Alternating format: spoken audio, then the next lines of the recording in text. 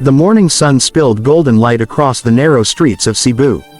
Vendors were already shouting, tricycles rumbled past, and somewhere in the middle of that noise was a little house made of wood and laughter. Inside, 8-year-old Lila sat cross-legged on the floor, polishing a tiny violin with a soft cloth. Her fingers were small, but they moved with care that only love could teach. The violin had belonged to her grandfather, Rodrigo, a man who once filled the neighborhood with music before a terrible accident 3 decades ago. He had been in a coma ever since, his body alive but his eyes closed, trapped somewhere between this world and the next. Lila had never heard his voice.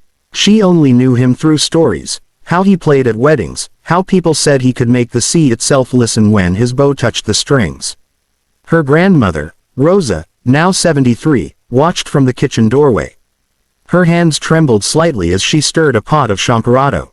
She whispered, "He used to play that same violin for you when you were just a dream, my little one." Lila smiled. "Lola, when I play for him, do you think he can hear me?" Rosa paused, her eyes softening. "Maybe not with his ears, Anik, but perhaps with his heart." Every afternoon after school, Lila would visit the small hospital at the edge of town. She'd walk through the white corridors, her tiny shoes tapping softly on the floor, carrying her violin like a treasure. Nurses smiled as she passed. They had seen her many times before, the little girl who played for a man who never moved. In room 213 lay her grandfather, Rodrigo. His face was peaceful, lined with years that never truly passed for him. Machines hummed steadily, their lights blinking in rhythm with his heart. Lila would pull up a chair beside him, open her violin case, and say softly, "Hi Lolo. It's me again." She'd lift her bow and begin to play. Gentle lullabies, folk songs, sometimes even the melody of Batuing Wilang Ningning that her grandmother taught her. The nurses often stopped in the hallway to listen. There was something magical about that sound, something pure that filled the air and made even the cold hospital feel alive.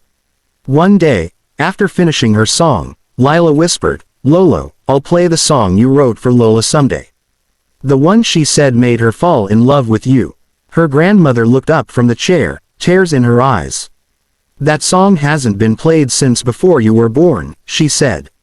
He called it, "Sa I La Ing Gabi, Light of the Night." That evening, Lila begged to learn it. Her grandmother fetched an old music notebook from a drawer, its pages yellowed with time. Written in her grandfather's shaky handwriting was the melody, simple, yet hauntingly beautiful. Rosa traced the notes with her finger.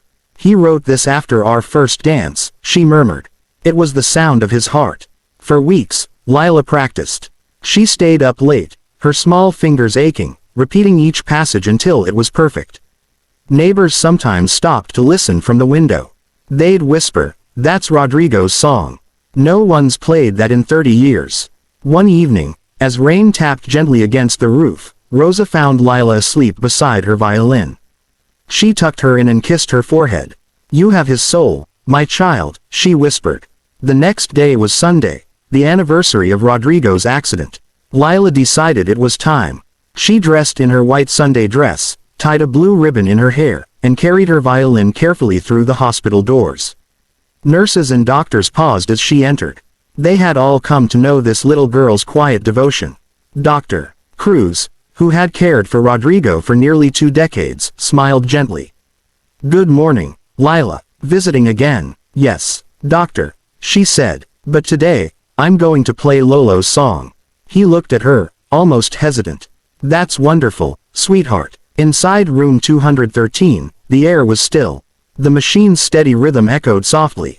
Lila placed her violin case on the bedside table, took a deep breath, and looked at her grandfather. "Hi, Lolo, it's me. I learned your song." Her grandmother, standing by the window, pressed a hand to her heart.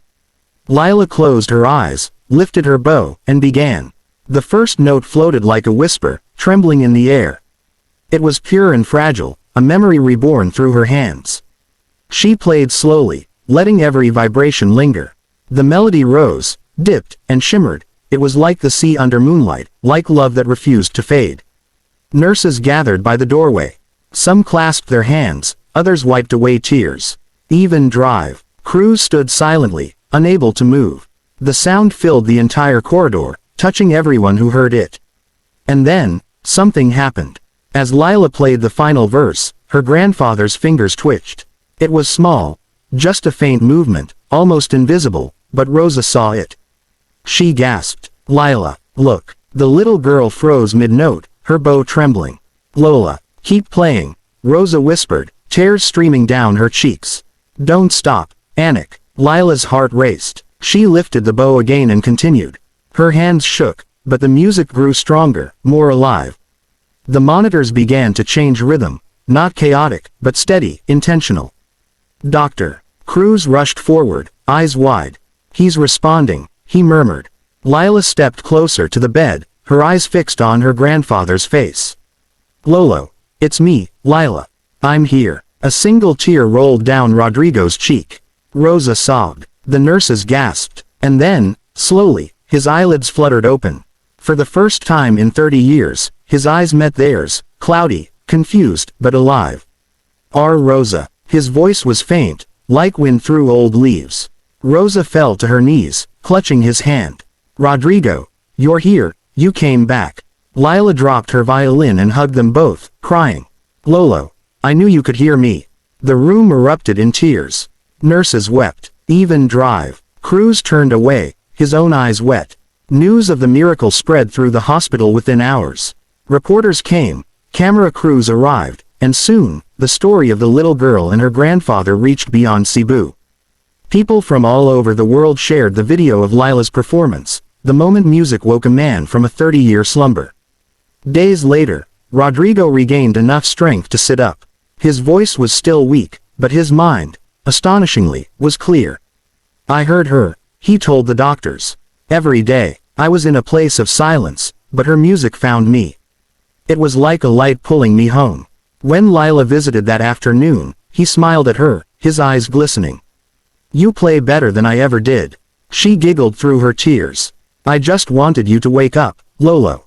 He reached out, placing a trembling hand on her cheek. "You gave me back my life." In the weeks that followed, Rodrigo began therapy. Nurses would find him humming as Lila practiced beside him. Sometimes, he'd lift his old, trembling fingers and guide hers along the strings, teaching her tiny details, how to hold a note longer, how to play from the heart, not the hand. Their bond grew with every melody. The hospital allowed them to perform in the courtyard one evening for the other patients. Lanterns glowed in the trees, and Lila stood beside her grandfather as they played together, she on the violin, he on a small harmonica, his first music since the coma. When the final note faded, everyone stood and clapped. Some cried openly. Rosa stood at the edge of the crowd, her hand over her heart, whispering a prayer of thanks. Months later, Rodrigo was discharged. The family returned to their old wooden house. The violin, once silent, hung proudly on the wall again. On Sundays, neighbors gathered outside to listen to their music drift through the window. And every time Lila played, "Sa Ila ng Gabi," her grandfather would smile, tears glistening in his eyes. "That song brought me back," he'd say. "Never stop playing it." As the years passed, Lila grew. She continued to play across schools, concerts, and even international stages. People always asked about the song that made her famous, the melody that woke her grandfather from his coma. And every time, she'd smile softly and say, it wasn't the song that woke him. It was love. Years later, when Rodrigo finally passed away peacefully, Lila played the same song at his farewell, beneath the sunset sky over Cebu. The wind carried the notes far across the fields, like a final goodbye, or maybe, a promise that music and love never truly end. The video of that performance went viral again, reigniting the story that had once touched millions. People wrote comments from all around the world, strangers united by the reminder that miracles are born from love, not science.